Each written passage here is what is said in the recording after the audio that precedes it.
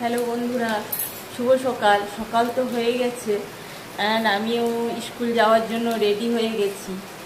আর আমার হাজব্যান্ডও যাবে। ও একটু কি বলবো, কারেন্টের কিছু হলে, ফ্যানের কিছু হলে, মোটামুটি সব কিছু কাজযোগ্য জানেই, সবই জানে।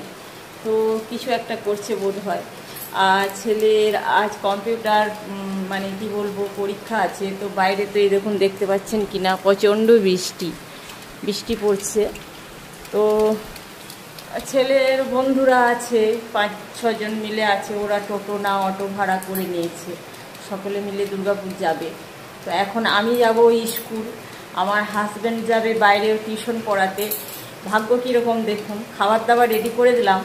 ছেলে 2টো চাবি আছে, একটা চাবি ওর বাবা নিয়ে যাবে, আর একটা চাবি ছেলেকে বললাম তুই তালা দিয়ে বেরিয়ে চলে যাবি, ওর বাবা এসে তাহলে খুলতে পাবে। আর আমার স্কুল থেকে আসতে 10:30, 11:45 হয়ে যাবে। তো তখন কেউ ওর বাবা চলেও আসবে।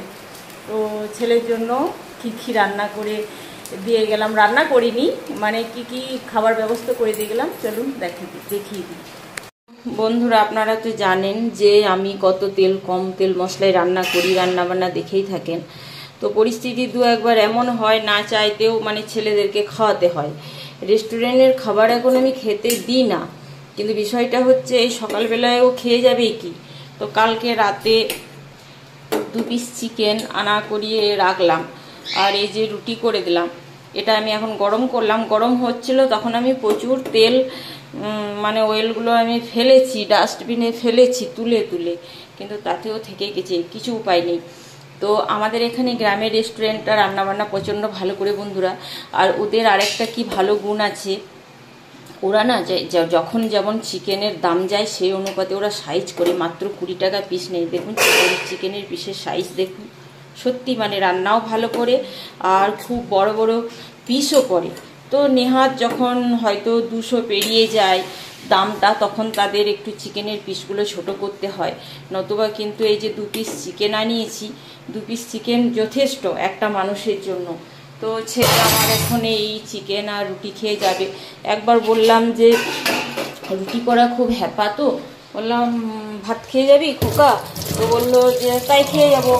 ওকে যা খেতে বলি ও তাই খায়। তো আবার দেখলাম পরীক্ষা আছে, তো ভাত খেলে একটা গাটা কীরকম ভারী লাগে। তারপরও তো 1-1:30 নাগাদ বাড়ি চলে আসবে, আবার ভাত খেতে আর ভালো লাগবে না। তো আবার ভাবলাম যে তাহলে রুটিই করে দিই। তো এখন তো আমি ওই চিকেন 2 পিস গরম করে রুটিটা করে দিয়ে আমি স্কুলে চলে যাব। ওর বাবাও চলে যাবে টিউশন পড়াতে। তো ছেলে নিজেই বেড়ে খাবে। আর বললাম বাসনটা এই ডাস্টবিনের এই বেসিনে রেখে দিবি, স্কুল থেকে এসে আমি ধোবো। তো ছেলেকে আমি সব কিছুই শিখিয়েছি, ও নিজে নিয়ে খায়, নিজেই পাস্তা চাউমিন বানাতেও পারে। যে এই কাজটা ছেলেদের, এই কাজটা মেয়েদের, এমন কোনো কথা নেই। ছেলেরা একাই ইনকাম করবে, মেয়েরা বসে বসে খাবে, সেটাও যেমন উচিত নয়। আবার মেয়েরাও যে সমস্ত কাজ করবে, ছেলেরা করবে না, সেটাও উচিত নয়।